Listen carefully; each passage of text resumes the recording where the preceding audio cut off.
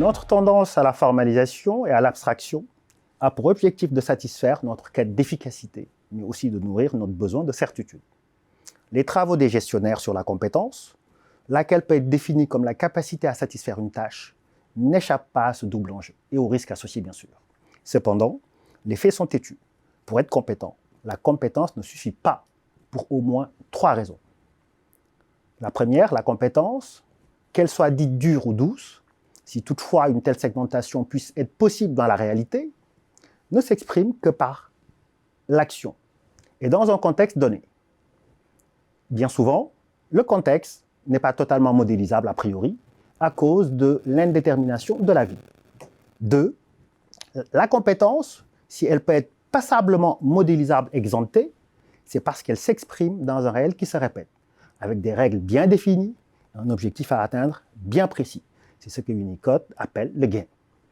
Le réel, ce n'est pas seulement ce qui se répète, le game, c'est surtout le play, c'est-à-dire ce qui ne se répète pas, ce qui par essence est infiniment variable, instable et nécessite une implication subjective forte. Ce réel n'est pas par définition maîtrisable, exempté. 3. Postuler que la compétence suffit pour agir efficacement, c'est postuler implicitement que les mots d'ordre, contiennent le sens. En effet, les hommes, au travail, comme dans les autres sphères de la vie, ne se meuvent à bon escient que par le truchement du sens qu'ils donnent aux choses. Le sens n'est jamais dans les mots, mais à côté des mots, car il est construit par le biais de processus complexes.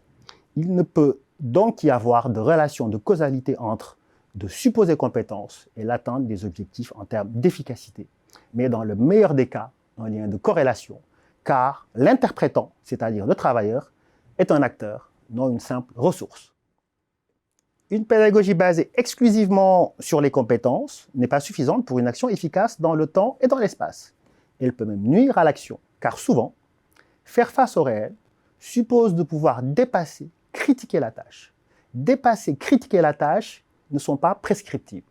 De telles actions nécessitent d'avoir un jugement correct, lequel est nourri par la culture générale, c'est-à-dire tout savoir, toute connaissance qui permet de s'orienter dans la pensée et dans l'action par le truchement de l'imagination et de la sensibilité.